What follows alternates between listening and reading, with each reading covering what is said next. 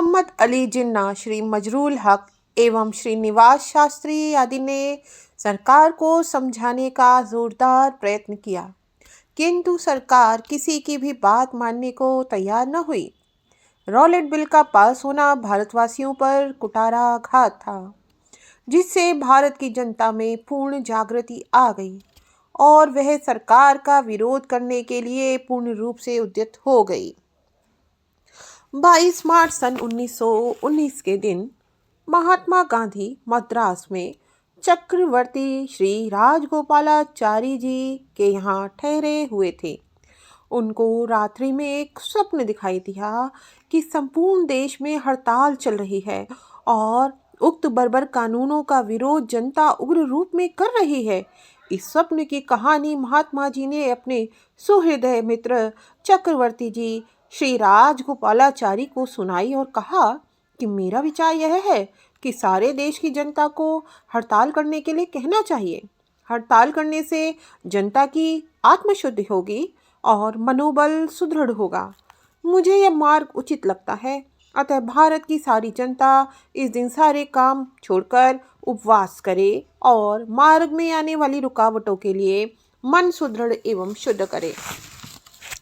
राजगोपालाचारी एवं अन्य कांग्रेस के बड़े नेताओं द्वारा इस पर विचार किया गया और उनको महात्मा जी का यह विचार उचित लगा। महात्मा जी ने एक दैनिक समाचार पत्र द्वारा इस सूचना को सर्वसाधारण में प्रसारित करवा दिया।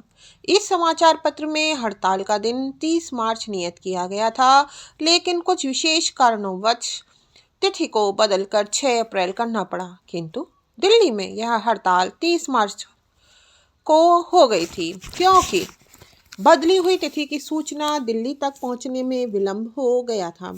अमृतसर में दोनों ही तिथियों पर पूर्ण व शांतिपूर्ण हड़ताल हुई थी, किंतु वहां के जन नेताओं को किसी तरह की सभा में बोलने पर यह वहां के डिप्टी कमिश्नर द्वारा रोक लगा दी गई थी। हड़ताल शांतिपूर्वक हो गई थी, कहीं भी कोई उपद्रव नहीं हुआ था। दिल्ली, जो देश की राजधानी थी, उसमें इस हड़ताल के मौके पर हिंदू मुसलमानों ने एकता, बिल्कुल उन लोगों में जो एकता थी वो देखते ही बनती थी। यह थी दिल्ली में हड़ताल की विशेषता। अमृतसर में राम नवमी के दिन 9 अप्रैल को एक बहुत बड़ा जुलूस निकाला गया। इस जुलूस में हिंदू मुसलमान सिख सभी लोगों ने भाग लिया। इस दिन भी काफ़ी शांति रही, किसी भी प्रकार का उपद्रव नहीं हुआ। इतना बड़ा प्रदर्शन और इतनी एकता जनता में देखकर वहां का डिप्टी कमिश्नर भयभीत हो गया। उसने lieutenant governor sir Michael O'Dwyer को सूचना दी कि इस प्रकार के प्रदर्शन सरकार की जड़ को उखाड़ने के लिए ही होते हैं। वह स्वयं लेफ्टिनेंट गवर्नर के निवास पर पहुंचा और घबरा कर बोला, सर, आज का प्रदर्शन इतना विशाल था कि जनता की भीड़ उमड़ी पड़ रही थी। सरकार के विरोध में इतना बड़ा प्रदर्शन होना सरकार उखाड़ फेंकने में कारगर हो सकता है और अन्य प्रांतों में भी इसका असर होना स्वाभाविक है। अतः आप ऐसी राय बताइए ताकि इन प्रदर्शनों का जड़ मूल से विनाश किया जाए। लेफ्टिनेंट गवर्नर ने कहा, मिस्टर डिप्टी कमिश्नर, आप युद्ध स्तर पर अपनी फौज एवं पुलिस को तैयार कर लें। मैं यह आदेश आपको अभी देता हूं कि हर प्रकार के उपायों द्वारा इन प्रदर्शनों का उन्मूलन किया जाए। इस काम को बड़ी ही चालाकी और तत्परता से करना होगा। देखिए, लेफ्टिनेंट गवर्नर को भी उन्होंने ले लिया पूरे कॉन्फिडेंस में।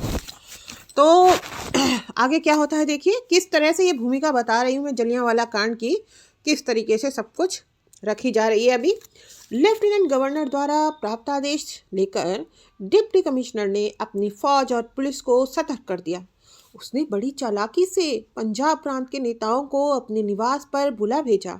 डॉक्टर सत्यपाल एवं डॉक्टर किचलू, जो कि डिप्टी कमिश्नर से मिलने आए थे, उनको बड़ी चालाकी के साथ गिरफ्तार कर लिया। देखिए कितना मतलब षड्यंत्रकारी अंग्रेज जो मिलने आए डिप्टी कमिश्नर से, और उनको इन्होंने गिरफ्तार कर लिया और फौजी नियंत्रण में धर्मशाला शहर की जेल में बंद कर दिया। जनता को पता भी नहीं चला कि उनके प्रिय दोनों नेता कहाँ बंद किए गए हैं। इस तरह से डिप्टी कमिश्नर ने दोनों ही नेताओं का अपहरण करके निर्वासित कर दिया। अब नेताओं का अपहरण एवं निर्वासित होने का समाचार शहर में तीव्र गति से फैल गया। जनता की भीड़ ने इकट्ठा होकर डिप्टी कमिश्नर की कोठी की ओर बढ़ना शुरू किया और अपने प्रिय नेताओं की रिहाई की मांग करने लगी। जनता बिना किसी हथियार एवं लाठी के डिप्टी कमिश्नर की कोठी पर प्रदर्शन करने लगी। हंटर कमेटी की रिपोर्ट भी इस बाबत थी। इसी बात की गवाही देती है कि जनता में किसी के पास भी लाठी एवं कोई हथियार नहीं था और न जनता ने किसी अंग्रेज के साथ छेड़छाड़ ही की थी। फिर भी रेल के फाटक के पास इस भीड़ को रोक लिया गया था। रेल के फाटक पर फौज एवं पुलिस के दस्ते मोर्चा बंदी किए हुए थे तथा निहत्थे एवं शांत जन समुदाय पर संगीने ताने हुए थे। नेताओं की रिहाई की फरियाद लेकर जाने वाले जन समुदाय पर बड़ी निर्दयतापूर्वक गोलियां दागी गईं। गोलियों के दागने के समय भी जन समुदाय में से गांधी जी की जय, हिंदू एवं मुसलमानों की जय का नारा बुलंद रहा। भीड़ चिल्ला रही थी कि हमारे नेताओं को रिहा करो और अपने काले एवं बर्बर कानूनों को वापस लो। इस शांत नारे लगाने वाली भीड़ पर अंग्रेजों द्वारा निर्दयतापूर्वक गोली दागना जारी रहा। घटना स्थल पर ही 20 से 30 आदमी तक शहीद हो गए और अन्य सैकड़ों ही घायल होकर धराशायी हो गए। आप जरा थोड़ा सोचिए, निहत्थी भीड़ बंदूकों की गोलियों के सामने कैसे टिक सकती थी। लोग पीछे हटे, लेकिन अशांति एवं रोष के साथ निर्दोष नागरिकों की निर्मम हत्या ने अमृतसर शहर में आग लगा दी। अब रोष के वातावरण ने उग्र रूप धारण किया। जिसको जो भी अंग्रेज जहां मिला उसको वहीं धराशायी कर दिया। इस उग्रता एवं रोष की आग की लपटों ने अनेक अंग्रेज स्त्री पुरुषों को लपेटा। नेशनल एवं अलायंस बैंक आग की लपटों में घिरकर जल गया और बैंक के अंग्रेज मैनेजर को भी मार डाला गया। टाउन हॉल एवं अन्य सरकारी इमारतों में आग लगा दी गई। गिरजा घरों के मिशनरियों को भी मौत के घाट उतार दिया।